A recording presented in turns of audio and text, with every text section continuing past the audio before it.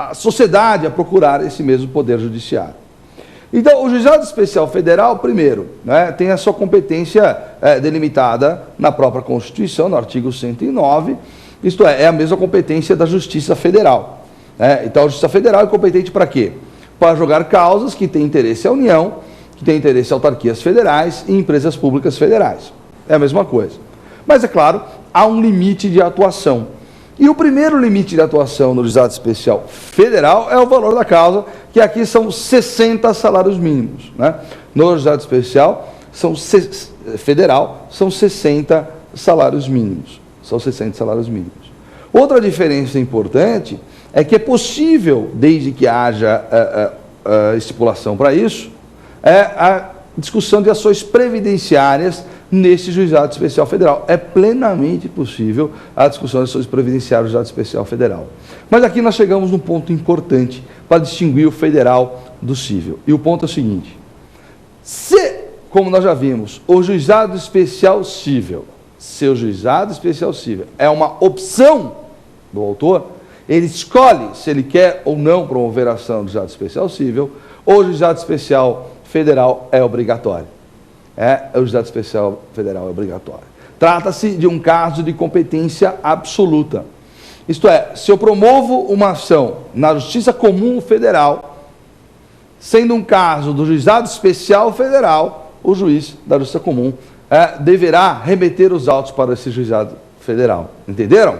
Então, enquanto o cível é facultativo, o Juizado Especial Federal é obrigatório. Agora, é importante dizer que ambos funcionam muito bem, que ambos atendem à nossa necessidade. Isso é muito importante dizer. Tá?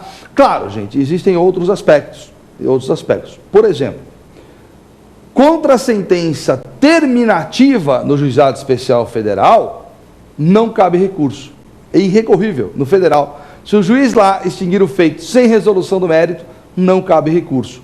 Enquanto no Juizado Especial Cível Estadual, cabe recurso contra qualquer sentença terminativa ou definitiva, com ou sem resolução do mérito, que é o recurso nominado. Então há uma diferença também na questão de procedimento, esse é um exemplo que eu estou passando a você, entre os dois juizados. Agora, não há como confundi-los.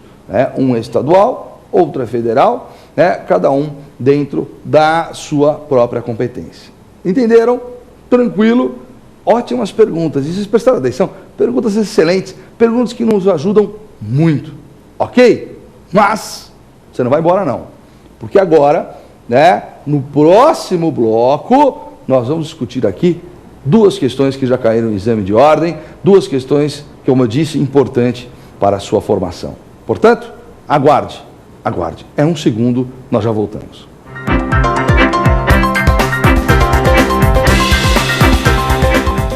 Agora o nosso terceiro bloco, não é? Nós vamos discutir duas questões importantes. Mas eu não vou ficar apenas restrito às alternativas. Vamos falar um pouco mais, vamos comentar mais, ok? Então, primeiro, nós vamos fazer o seguinte. Como sempre, como de costume, nós vamos ler o teste inteiro, nós vamos ler juntos, eu vou ler com vocês.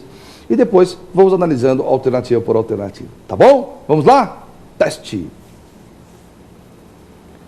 Nas sentenças proferidas pelos juizados especiais cíveis, de que trata a Lei 9.099, dispensas o relatório, a A, B, motivação, C, dispositivo e a D, assinatura do juiz da sentença. Vamos analisar essas alternativas? Então, a questão é, o que não é essencial, não é, na sentença? O que é dispensável na sentença do juizado especial cível? Ora, é claro que eu não posso jamais assinalar a alternativa assinatura do juiz da sentença. Evidentemente que o juiz tem que assinar a sentença, mesmo naquelas hipóteses em que a conciliação no juizado é feita por um leigo, mesmo nas hipóteses que a conciliação é feita por um leigo. O leigo, o chamado conciliador, não é?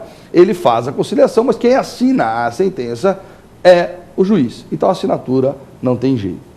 Agora, quanto aos requisitos da sentença, eu costumo dizer sempre que a sentença tem requisitos que eu costumo denominá-los de objetivos e subjetivos. Objetivos e subjetivos.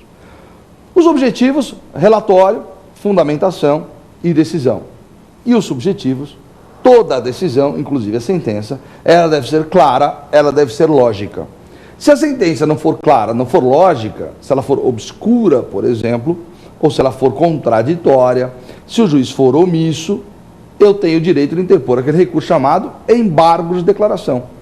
Porque o recurso de embargo de declaração, ele visa justamente o esclarecimento de uma decisão. Muito bem. O teste nos exige os requisitos que eu chamo de objetivos. Relatório, motivação e dispositivo. O artigo 458 do CPC é claro quanto a isso. Muito bem. No relatório, o juiz faz uma breve ou uma exposição do ocorrido. Um resumo do processo, em poucas palavras. O que foi a inicial, a contestação e as provas produzidas. Na fundamentação, que ele prefere chamar aqui de motivação, não é? Ele vai fundamentar a sua decisão. E esta fundamentação, ela é sempre obrigatória. Uma decisão que não tem a fundamentação, que não tem essa motivação, ela é nula. A Constituição exige que as decisões judiciais sejam fundamentadas. No caso do juizado especial, existe a fundamentação? Existe a fundamentação. Ela pode ser até concisa. Olha a expressão que eu utilizei, concisa. Concisa é resumida. Ela pode ser. O juiz não precisa, no juizado especial, ser tão abrangente nessa fundamentação. Até porque é comum, no juizado especial, a sentença ser proferida em audiência. E aí não faz sentido o juiz ficar lá uma hora, proferindo uma sentença com uma fundamentação extensa. Então a fundamentação pode ser concisa. Entenderam isso? Quanto ao dispositivo, quanto à decisão, não há dúvida, né? A decisão ela é essencial. Como é que o juiz vai proferir uma sentença e não vai proferir decisão? Ela é essencial. Então, você não pode assinalar uma alternativa como essa. Eu sei que você jamais assinalaria. Então, para falar a verdade, dispensável é o relatório. Realmente o relatório é dispensável num caso como esse. No juizado especial cível, tendo em vista não ser uma ação complexa. Agora, cuidado, o fato dele ser dispensável não significa que ele seja proibido. O juiz pode sim fazer um relatório, até de bom tom que faça, mas se não o fizer, isso não é causa de nulidade. Então isso é muito importante, hein? Isso é muito importante. Quando eu falo que alguma coisa é obrigatória, significa que é causa de nulidade. Quando eu falo que ela é facultativa, que ela é dispensável, não é causa de nulidade. Então, se não tiver relatório, não tem problema algum. Está entendido isso? Então, a alternativa A é dispensável o relatório. Entendeu? Agora eu quero fazer um desafio. Quero ver se nós vamos conseguir compreender a segunda questão. Vamos a ela?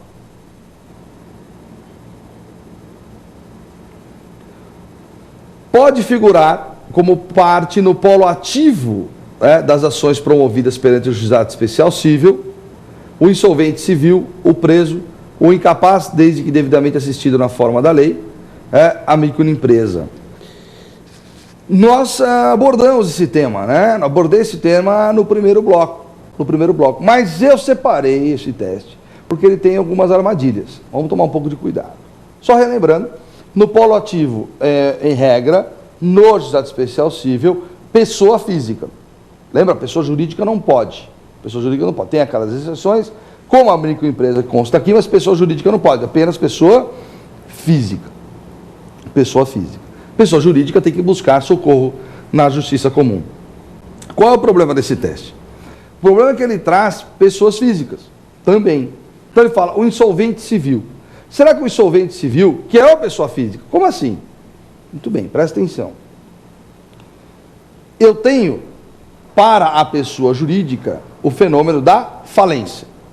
Então, faliu aquela empresa. Falência de uma pessoa jurídica. Não existe falência de pessoa física. A pessoa física pode sim sofrer a insolvência civil. Insolvência civil. Insolvência civil. Outro dia atendi um cliente que falou, doutor, eu quero a minha insolvência, eu estou quebrado, eu não consigo pagar minhas contas, tenho cheque especial, financiamento, carro, aluguel, não pago mais nada. Insolvência civil. O insolvente civil pode promover ação no juizado especial? Não. Ele não pode promover ação no juizado especial. Ele não pode. Por quê, hein? Porque existe complexidade. Porque o insolvente civil, ele tem credores, tem devedores, ele tem um conglomerado de pessoas que o envolvem.